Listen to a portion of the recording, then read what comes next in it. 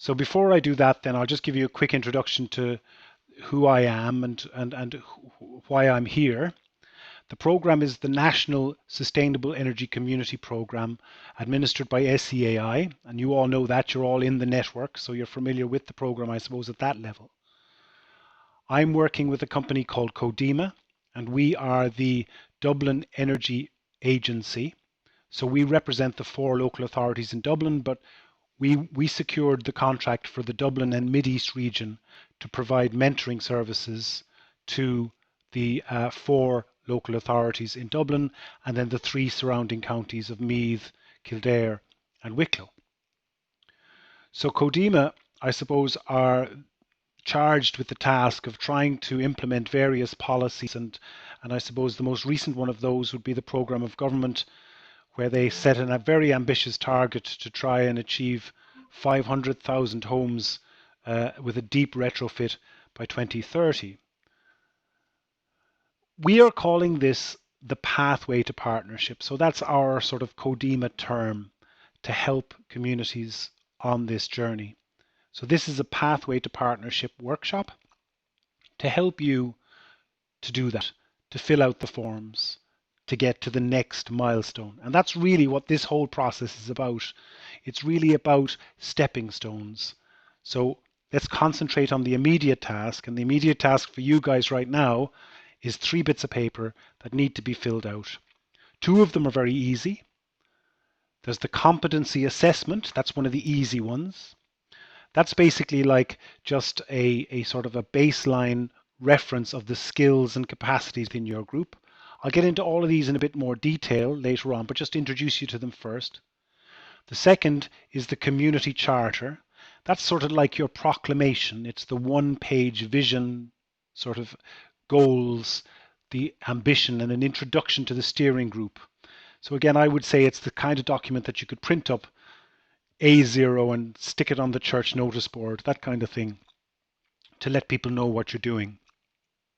And then there's the meat and the sandwich, so to speak, the one that requires the work. This is the application form. This is what you need to fill out to get the funding that SEAI offer communities to carry out the Energy Master Plan.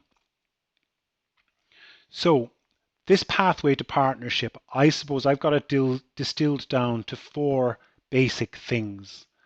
And I think key to that is setting up a robust steering group so that you're sharing the load in the work that needs to be done. This really is important because I think in the grander scheme of things, that sort of no one person can sustain it all on their own. So that leads you then to a group of people who can fill out the application form.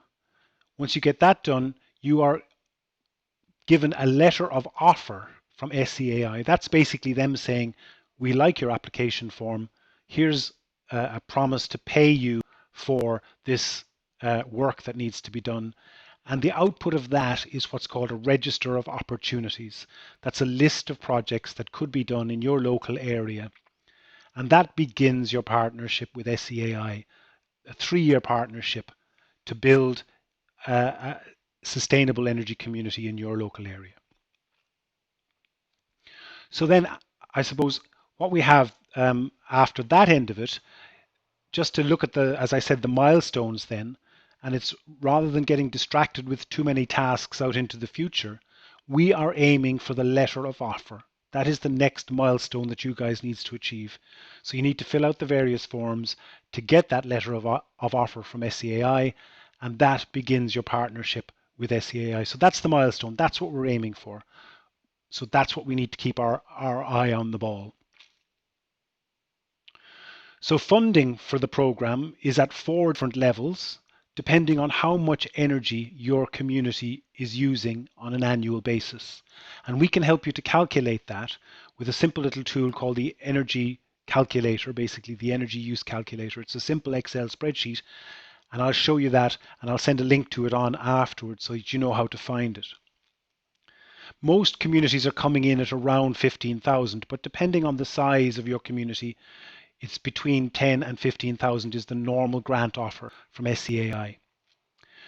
Now 25% of that money can be held by you guys to use for internal communications about the SEAI program, communicating your energy master plan, and the rest of the money is generally spent by a consultant who undertakes the work, who helps you to produce the energy master plan. So that's what happens with the 15,000 more or less. As I said, this is the spreadsheet that I will send on to you. It's a very simple, how many houses, how many small businesses, how many large businesses, what's their, and it will allow you to calculate roughly how much energy, and that will allow you to decide which band of grant payment you're kind of entitled to. So what is the Energy Master Plan? Well, in essence, it's a way for your community to be able to identify local energy projects in your housing stock, to look at opportunities for sustainable transport.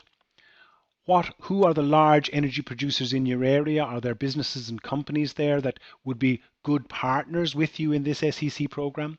Are there renewable energy opportunities? What can you do to improve energy efficiency and smart energy opportunities in your community? The Energy Master Plan will seek to explore each one of those with a view to putting together an initial plan and register or list of projects that could be undertaken. It's essentially a business plan. It's essentially a review of your community's energy use. As I said, there are 3 documents that you need to fill out. There's the Competency Evaluation, which is a simple spreadsheet, will take no longer than 5 or 10 minutes to do.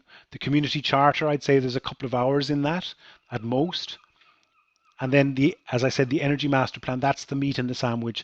That could take you anything between a day or 2 days of work to do. So it's not a simple undertaking by any standard. And that's why I would suggest that you share the load and try to find people to do this with you.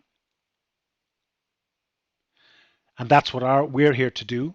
CODEMA, in the form of myself as a regional coordinator and Philip as your local county mentor, we're here to help you to do this. We won't do it for you, but we can assist you, give you insight and guidance, and also review your document to see where we could improve it or let you know how it's progressing.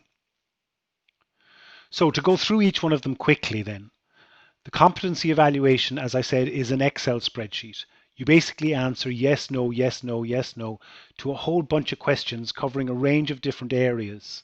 And they're divided into what would be called 2 key themes. So there are the core competencies, and these are really what skills within your group are there with regards to strategic financing or planning, or partnership and engagement in your community. It tests those sort of competencies. The others then are called the technical competencies. So what is your knowledge like in energy efficiency or renewable energy or sustainable transport? I think that this document, the competency evaluation form, is a very valuable thing to do. And in fact, I recommend to communities that you might undertake this sort of as a 6-monthly exercise to see how your community is improving over time, how it is gaining skills and gaining knowledge as it grows in its understanding of being a sustainable energy. It spits out a simple graph that presents, your knowledge and in various different areas, and that those graphs will allow you to see where you're strong and where you're weak in particular areas. So it can also help you with regards to identifying other resources or people who may be able to come in and join your committee that would strengthen you in certain areas. And that's the purpose really of the competency evaluation form, to help your group understand itself.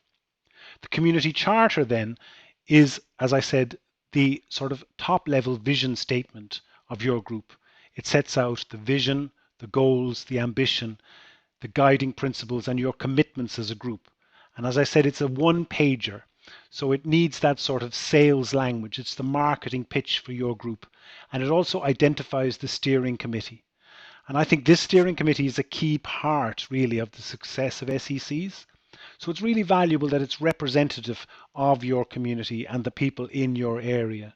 Have you got the key influencers, the people who can sort of make things happen? Are there leading business people or, but also people willing to do the work and to carry out the tasks that need to be done?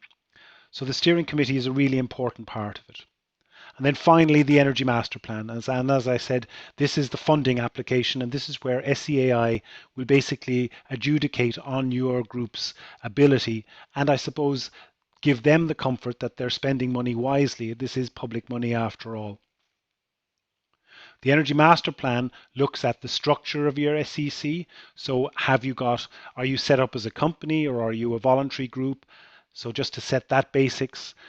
Who are the basic stakeholders in your community? Do you show evidence of a good networking? Have you got a broad range of representatives of people in your community? How do you plan to spend the money that you receive? So a sort of a milestone plan, some scenario planning, and also what are the skills, the local knowledge, time, and partnerships that you can bring. So it's really a picture of who you are as a group so that SEAI can understand you better. So those are the three documents really. As I said, it's a step-by-step process. You as a community work with a consultant to do a desk study and an energy audit, maybe building energy rating surveys, and you do a baseline energy measurement of your community across transport, across gas and electricity. And you look then for the opportunities within your community across a whole range of areas such as transport, renewable energy, energy efficiency, smart energy, all of those possible projects that could be implemented. And that leads to an action plan where you can start to draw down grants and basically have a list of projects that you could roll out over a 3-year period. So that's the first part of this presentation. If people have any questions, now's the time to fire ahead with those. So if you'd like to unmute your microphones, I'm going to stop recording there, and perhaps we'll pick it up again when I take the next presentation.